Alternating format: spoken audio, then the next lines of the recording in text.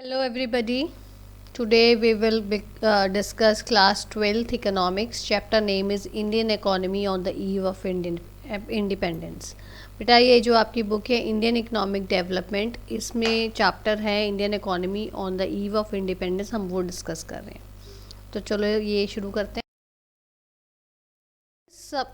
सबसे पहले आपको ये जानना ज़रूरी होगा कि इस चैप्टर में हम क्या क्या पढ़ेंगे।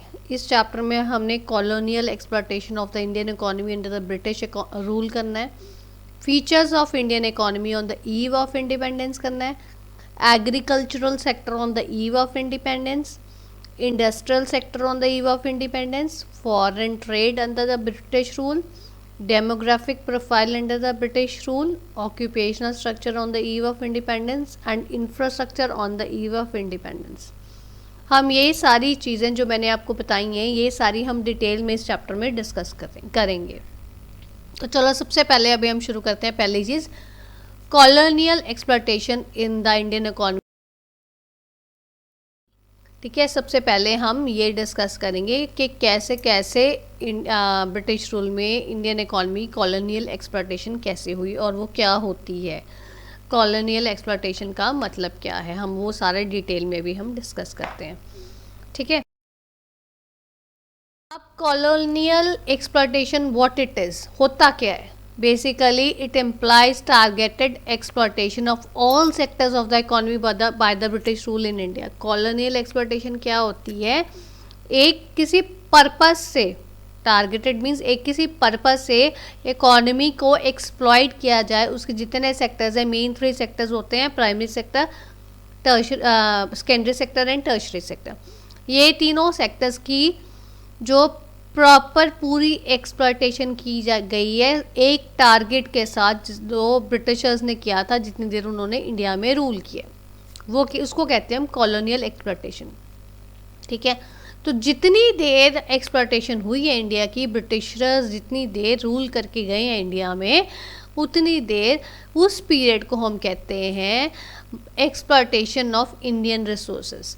बेसिकली ब्रिटिशर्स का जो पर्पस था, जो एम था, वो यही था कि जो इंडिया, क्योंकि बिफोर ब्रिटिशर्स, जब ब्रिटिश रूल इंडिया में नहीं था, ब्रिटिशर्स के आने से पहले इंडिया एक बहुत फ्लरिश्ड और एक बहुत वेल्दियर इकोनॉमी थी, जिसको हम सोने की चिड़िया भी कहते थे। ठीक है, यहाँ पे रिसोर्सेज इतने ज़्यादा थे। सो व्हेन ब्रिटिशर्स केम, उन्होंने क्या किया, सारी की सारी इंडिया के जितने रिसोर्सेज थे, इंडिया में जितने भी रिसोर्सेज थे, उन सब की एक्सप्लॉयटेशन पूरी की। उनकी एक्सप्लॉयटेशन इस तरीके से की गई है कि वो हम उस पीरियड को, जितनी देर ब्रिटिशर्स रूल करके गए हैं, उस पीरियड को हम लोग colonial exploitation of Indian resources के नाम से जानते हैं। ठीक है, कि जो colonial exploitation of Indian economy during the British rule रही है, उसकी किस किस तरीके से उन्होंने की है, किस किस चीज़ में की है। मैंने आपको जैसे बताया कि मेन हमारे 3 सेक्टर्स होते हैं। So colonial exploitation of agricultural sector उन्होंने किए, colonial exploitation of industrial sector उन्होंने किए, and colonial exploitation of international trade किए। जहाँ जहाँ से हमारे को इंडिया में रेवेन्यू ज़्यादा जनरेट करता था, वो सारे सेक्टर्स को एक्सप्लॉइट किया प्रॉपर। तो स्टेप बाय स्टेप करते हैं। सबसे पहले बात आती है colonial exploitation of agricultural sector. Agricultural sector में कॉलोनियल एक्सप्लॉयटेशन किस हिसाब से हुई है, ये बेसिकली मैंने इसको 3 मेन हेडिंग्स में डिवाइड किया है। तो पहली जो आती है land revenue system. Land revenue system ये एग्रीकल्चरल सेक्टर में की बात कर रहे हैं हम, उसमें था। तो ब्रिटिशर्स जब आए, उन्होंने क्या किया, यहाँ पे ज़मींदारी सिस्टम शुरू कर दिया एग्रीकल्चरल सेक्टर में, जहाँ से वो लैंड रेवेन्यू जनरेट करते थे। अब जो ज़मींदारी सिस्टम में क्या होता था, जो ज़मींदार होता था, बड़े बड़े जो ज़मींदार होते थे, उन लोगों को उन्होंने कह दिया कि you are the owners of the soil, ये ज़मीन आपकी है, आपने ही देखनी है। तो वो क्या करते थे, उनका क्या सिस्टम था, उन्होंने एक फिक्स्ड जो अमाउंट है वो उन्होंने सरकार को देना होता था, गवर्नमेंट मीन्स ब्रिटिशर्स को देना होता था। By way of land revenue generate करने के बहाने उन्होंने एक फिक्स्ड जो अमाउंट था वो उन्होंने उनको देना था, ब्रिटिशर्स को देते थे, और बाकी सारा का सारा पैसा उनकी पॉकेट में जाता था ज़मींदार के। और ज़मींदारों के ऊपर पूरा राइट था, वो जैसे मर्जी काम करवाएं। जो स्मॉल फार्मर्स थे उनके अंडर जो काम करते थे, जो मेन बेसिकली दिहाड़ी का काम करते थे और जो सारा दिन राउंड द क्लॉक वो लैंड पे काम करते हैं, उनसे जैसे मर्जी काम वो निकलवाएं। ठीक है, तो ये जो हमारे जो असली में जो बेचारे मज़दूर थे, लेबर थी, उनको बहुत थोड़ी सी, उनको ये नहीं कि उनको उनके सर्विसेज के पैसे नहीं मिलते थे, उनको उनके सर्विसेज के पैसे मिलते थे, बट बहुत थोड़े मिलते थे, जिससे उनका सर्वाइवल ही बहुत मुश्किल होता था। और उनके पास मतलब जो उनकी बेसिक नेसेसिटीज़ थी वही मुश्किल से पूरी होती थी, तो उनके पास कोई इन्वेस्टमेंट करने के लिए रेवेन्यू, उनके पास इनकम जो है बचती नहीं थी कि वो अपना उसको इन्वेस्ट करे फॉर द फ्यूचर प्रॉस्पेरिटी। ठीक है, और जो ये तो था हमारे जो लेबर क्लास है। जो हमारे ज़मींदार थे उनके पास वो तो देखो उनका एक फ़िक्स्ड अमाउंट था जो उन्होंने ब्रिटिशर्स को देना होता था, गवर्नमेंट को देना होता था, और बाकी सारा का सारा अमाउंट उनके पास रहता था। तो ये बहुत तरीके से वो लेबर को एक्सप्लॉइट करते थे और उनको बहुत कम पैसा देते थे और ज़्यादा इनकम उनके पास रहती थी, उनके पास रहते थे। और तो इसलिए वो क्या करते, वो they live in a very posh style, very royal style में वो लोग रहते थे, ज़मींदार रहते थे। And they made no investment for the development of agriculture. वो इसलिए वो जो अपने पैसे से इंजॉय करते थे वो इसलिए नहीं करते थे कि उनका जो पैसा उन्होंने जो कमाया वो उसको आगे वो एग्रीकल्चर को बढ़ाने के, डेवलपमेंट के लिए, उसके लिए काम करें। ठीक है, तो एक तो ये इस तरीके से लैंड रेवेन्यू सिस्टम से किया था। दूसरा है हाई डिग्री ऑफ वल्नरेबिलिटी। अब वल्नरेबिलिटी क्या होता है? वल्नरेबिलिटी बेसिकली अगर आप हिंदी लैंग्वेज में यू बोलो तो वो एक दुर्बलता है, उसका मीनिंग है दुर्बलता। इंग्लिश में it means it is easily the one can be easily hurt all sense में होगा, सब सेंस में, मेंटली, फिजिकली या इमोशनली, हर तरीके से वो जो है वो हर्ट होगा और उसकी वो इजीली जो others can easily attack on him. जब आपके स्मॉल जो फार्मर्स हैं, जो दो people who actually work on the soil, work on land, उन लोगों को इमोशनली इतना ज़्यादा कमज़ोर कर दिया गया था कि उनको इजीली वो लोग एक्सप्लॉइट कर लेते थे। ठीक है, then comes commercialisation of agriculture. अब कमर्शलाइजेशन ऑफ एग्रीकल्चर ये क्या है? कमर्शलाइजेशन ऑफ एग्रीकल्चर में क्या था, इन्होंने क्या किया था, जो लैंड से जो स्मॉल फार्मर्स हैं वो लोग काम कर रहे हैं, उनों की जो भी उनकी प्रोडक्शन होगी, जो उनका वो क्रॉप्स उनकी आएंगी, उनकी एक फिक्स प्राइस सेट कर दिया गया था ब्रिटिशर्स ने कि उस प्राइस में ही उनसे वो ग्रेन्स लिए जाएंगे।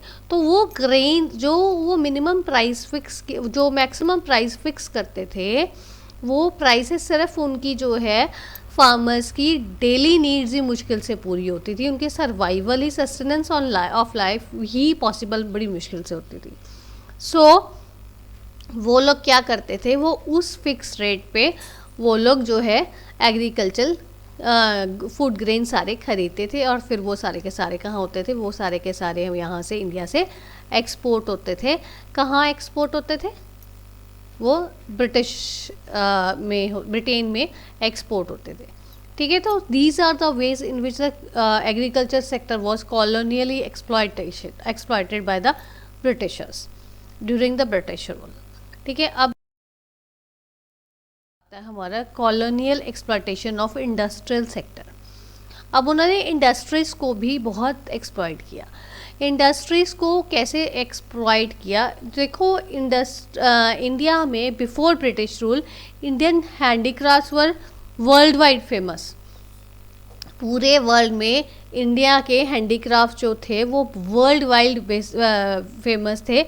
जो लोग यहाँ पे इंडियंस जो है वो हाथ से बनाते थे और इनकी रेपुटेशन बहुत अच्छी थी और इनकी डिमांड बहुत ज़्यादा थी फॉरेन में। ठीक ठीक है। सो इंडिया जो ऐसे पैसे जनरेट करता था यहाँ से हैंडीक्राफ्ट की चीज़ें बना बना के, और वो एक्सपोर्ट होती थी। अब कॉलोनियल एक्सप्लोटेशन कैसे हुई है इंडस्ट्रियल सेक्टर्स की, ये दो तरीके से हुई है। एक तो जो इंडियन हैंडीक्राफ्ट की जो फॉरेन डिमांड थी, वर्ल्ड वाइड डिमांड थी, वो उसको उन्होंने डिस्ट्रॉय किया by way of heavy duty on their exports के ऊपर ज़्यादा ड्यूटी लगा दी। उसके कारण क्या हो गया, आपकी जो फॉरेन डिमांड थी इंडियन हैंडीक्राफ्ट्स की वो डिस्ट्रॉय हुई। और दूसरा क्या है, domestic demand for Indian handicrafts was destroyed by way of duty free import of British goods in Indian market. India को एक्सप्लॉइट ही ऐसे किया गया कि इंडिया से जो आपके हैंडीक्राफ्ट्स थे वो सारे के सारे उनकी एक्सपोर्ट जो होती थी वो डिस्ट्रॉय किया। कैसे किया, उन्होंने हैवी ड्यूटी लगा दी एक्सपोर्ट्स पे। और जो ब्रिटेन से जो गुड्स आते थे, ब्रिटेन से जो इंडियन मार्केट्स में गुड्स आते थे, उनको ड्यूटी फ्री इंपोर्ट कर दिया ताकि वो इंडियन मार्केट को कैप्चर कर सके। ठीक है, इसके कारण क्या हुआ, जो इंडिया में डोमेस्टिक गुड्स की इतनी डिमांड नहीं हुई जितनी वो ब्रिटेन से जो गुड्स आते थे उनकी डिमांड हुई। उनकी डिमांड ज़्यादा हुई तो उनकी ऑब्वियसली जो रेवेन्यू जनरेट होता था वो सारा ब्रिटेन में जाता था, इंडिया में रेवेन्यू नहीं रहता था। ठीक है, so these were the two main ways by which the British government exploited the industrial sector of Indian economy. Colonial exploitation of international trade. International trade को भी किया गया, वो एक्सप्लॉइट किया गया। कैसे एक्सप्लॉइट किया गया, वो उन्होंने डिस्क्रिमिनेटरी टैरिफ पॉलिसी के हिसाब से कि इंपोर्ट्स के ऊपर टैक्स कैसे लगाना है। इंपोर्ट्स मीन्स जो इंडिया में आ रहे हैं उनके ऊपर इंपोर्ट कोई नहीं होता था,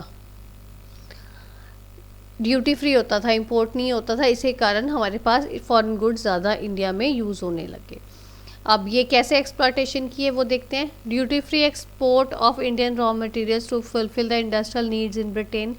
अब इंडिया में देखो रिसोर्सेज बहुत ज़्यादा थे, वो रिसोर्सेज की ड्यूटी फ्री एक्सपोर्ट्स हुई इंडियन रॉ मटेरियल की ताकि वो ब्रिटेन की इंडस्ट्रियल नीड्स को पूरी कर सके।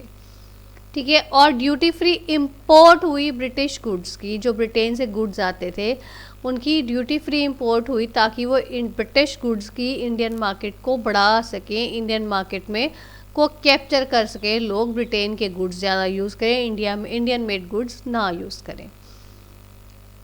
Due to discriminatory tariff policy, India became importer of finished goods from Britain and exporter of raw materials to Britain. ये बहुत इंपॉर्टेंट है क्योंकि ये टैरिफ पॉलिसी जो डिस्क्रिमिनेटरी थी से अच्छी मतलब सबके लिए इक्वल टैरिफ पॉलिसी नहीं थी। इसके कारण इंडिया जो क्या बना, वो सिर्फ एक इम्पोर्टर बन गया, इम्पोर्ट करता था फिनिश गुड्स को ब्रिटेन से। मींस जो गुड्स यूज़ करते थे उनका इंपोर्टर बन गया, और जो एक्सपोर्ट क्या करता था, जो रॉ मटेरियल्स इंडिया के पास था वो सारा का सारा ब्रिटेन को एक्सपोर्ट करता था।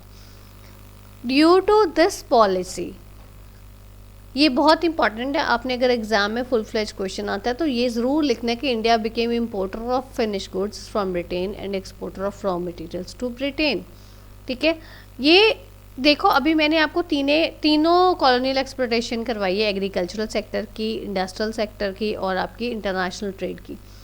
Due to this colonial exploitation Indian economy became both stagnant as well as backward economy. कहाँ वो बहुत अच्छी इकोनॉमी थी बिफोर ब्रिटिश रूल, और वो ब्रिटिशर्स ने आके इतना उनको ख़राब कर दिया इंडियन इकोनॉमी, क्योंकि वो एक बैकवर्ड इकोनॉमी और एक वो स्टेगनेंट इकोनॉमी बन गई। क्योंकि कोई भी डेवलपमेंट ब्रिटिशर्स ने इंडिया की ग्रोथ के लिए नहीं की, उन्होंने जो भी डेवलपमेंट की वो सारी के सारी वो अपनी ग्रोथ के लिए की है, अपनी फैसिलिटी के लिए की, ताकि उनको चीज़ें जो हैं वो ईज़िली और वो एक जगह से दूसरी जगह ईज़िली जा सके, ट्रांसपोर्ट की या उनको गुड्स फेरी कर सकें। सो ये हम स्टेप बाय स्टेप आगे इस चैप्टर में जैसे जैसे जाएंगे वैसे वैसे पढ़ेंगे। ठीक है, but this is all about today's video. If you find any difficulty, you are most welcome to give your feedback in the comment box. Thanks for watching.